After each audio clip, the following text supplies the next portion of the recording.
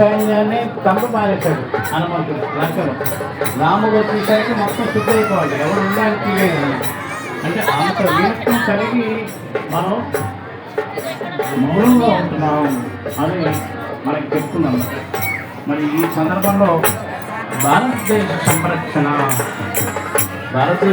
అంటే మనం ఏమనుకుంటామంటే మమ్మల్ని యుద్ధం మిలిటరీలో చేరిపోమంటున్నారా ఏంటి అనుకుంటారు మీరు, మన వాళ్ళు చాలామంది. కాదు, మనకి మాట్లాడబాకు,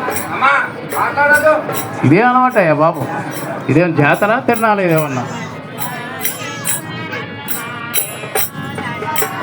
భారతదేశ సంరక్షణ అంటే ఏంటంటే సిపాయిగా మారడం కాదు, మనకు అవసరం వస్తే మనం కట్టినే అది ఆయుధాలుగా మారిపోతాయి అన్నమాట. ఇప్పుడు నిన్న మొన్న దాకా ఉక్రెయిన్ రష్యా యుద్ధం అయింది. ఇప్పుడు అమెరికా ఇజ్రాయెల్ ఇవన్నీ యుద్ధాలు జరుగుతూనే ఉన్నాయి, అంతకుముందు జరుగుతుంది.